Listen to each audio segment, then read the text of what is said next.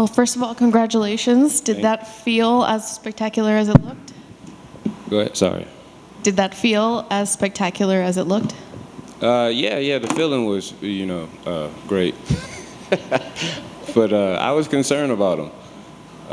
Because, you like huffing and puffing. I'm looking like, okay, it's not getting up. So I was concerned. He got up, so I was able to enjoy fully that feeling.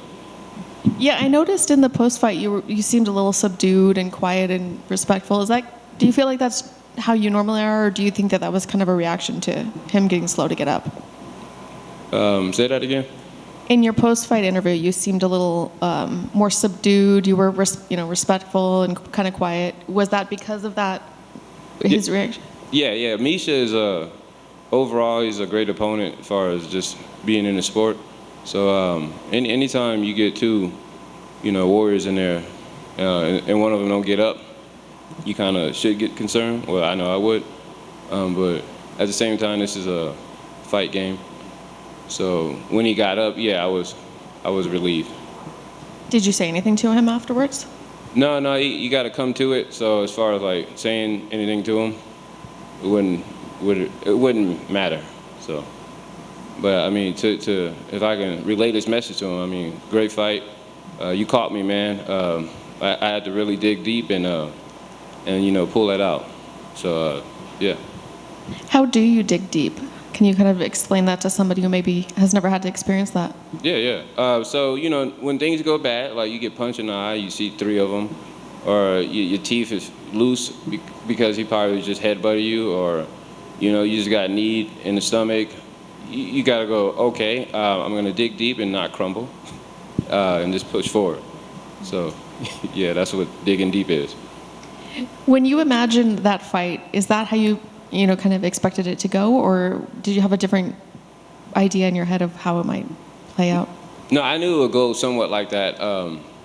I thought he would probably shoot for a single leg, but he didn't. He went more for body locks, and I'm good at getting out of those.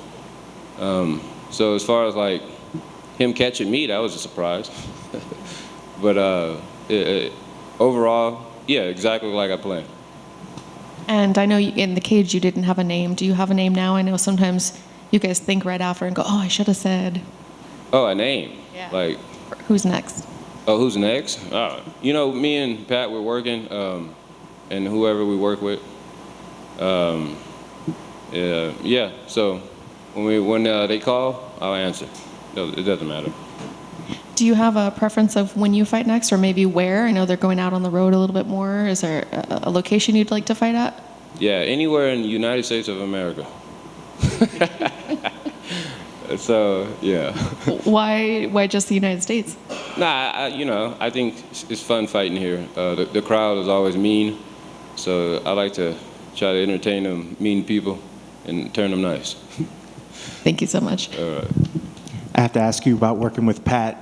When you went over afterwards, you guys sort of congratulated and talked to each other and showed a lot of good emotion between your two of you. What's it like working with Pat? Man, the energy is phenomenal. And as far as just him and I understanding that, it's liberating. It's freedom for me to be exactly what I want to be, regardless of how the fight may go out or play. To go in there and just be exactly me and be prepared for that, it's an awesome feeling. How big of a part of that is the fight game, you think, to surround yourself with the right people that allow you to free yourself to get in there and do what you need to do? Oh, man, I think it's major. Based on my experience, I think it's major. I think energy is always important. So me, I will always want someone who's ready, go out with me. And with that, it's like, hey, I'm ready to die for you. You're ready to die for me. So that's the relationship when we come in this fight game. When you talked about you were surprised he caught you, there was that nice moment. He caught you, and then you threw a nice reaction back to him. I believe that's probably where he caught you in the eye. You said you saw like 3. Did it look? I'm looking at your eye now. It definitely looks sort of red. Did it bust a blood vessel, or did you see blurry for a while? And how soon after that did it sort of recover? Oh yeah, he busted me up, man. I seen 3 of them the whole time. So yeah, I dig deep. Yeah. Aim for the one in the middle.